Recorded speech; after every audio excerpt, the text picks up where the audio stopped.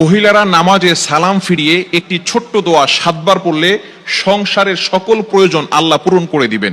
মনে রাখবেন, আমাদের মা বোনরা যারা আছেন তারা অনেকেই কিন্তু সংসারের ভিতরে সুখ চান, শান্তি চান, এবং বিশেষ করে অনেক সময় স্বামীর অবস্থা খুব ভালো থাকে না। স্বামী দেখা যাচ্ছে অনেক কষ্ট করছে, কিন্তু সংসারে কোনো উন্নতি করতে পারছে না, ডেভেলপ করতে পারছে না। এই জন্য মহিলারা বিশেষ করে যারা আছেন তারা কিন্তু ঘরের ভিতরে অনেক সময় পান, নামাজ পড়ার একটু সময় পান, নামাজের পরে একটু আমল করার সময় পান। যেহেতু পুরুষরা বাহিরে থাকে, সকালবেলা বের হয় আর অনেক রাত্রে চলে আসে, এবং বিশেষ করে অনেক কষ্ট তারা বাহিরে করে থাকেন। বিশেষ করে পুরুষরাও যদি পারেন এই আমলটি করবেন। 5 ওয়াক্ত নামাজ আপনাকে মাস্ট বি পড়তেই হবে।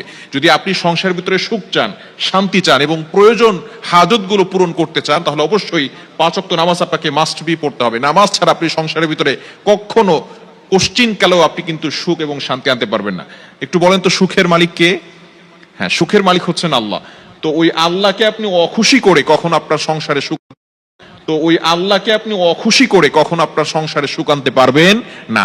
একমাত্র কাজ হচ্ছে নামাজ পড়া। 5 ওয়াক্ত নামাজের পরেই এই ছোট্ট দোয়াটি পড়তে হবে। দোয়াটি হচ্ছে ইয়া কাদিয়াল হাজাত, ইয়া কাদিয়াল হাজাত। আপনি নামাজে সালাম ফিরানোর পরে, 5 ওয়াক্ত নামাজ আপনাকে পড়তে হবে, নামাজের পরে সালাম ফিরানোর পরে আপনি আল্লাহু আকবার পড়বেন একবার, আস্তাগফিরুল্লাহ 3 বার, এরপরে আপনি পড়বেন ইয়া কাদিয়াল হাজাত, ইয়া কাদিয়াল হাজাত, ইয়া কাদিয়াল হাজাত 7 বার পড়বেন।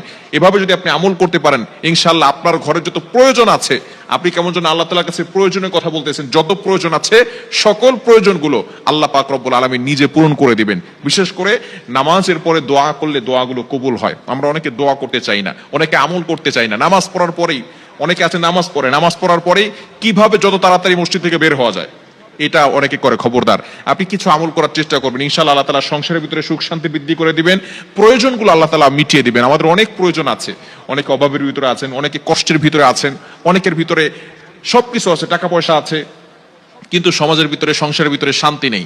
স্বামী স্ত্রীর সাথে ভালো বন্ডিং হচ্ছে না, স্বামী স্ত্রীর কথা শোনে না, স্ত্রী স্বামীর কথা শোনে না। এরকম অনেক সময় হয় কি হয় না?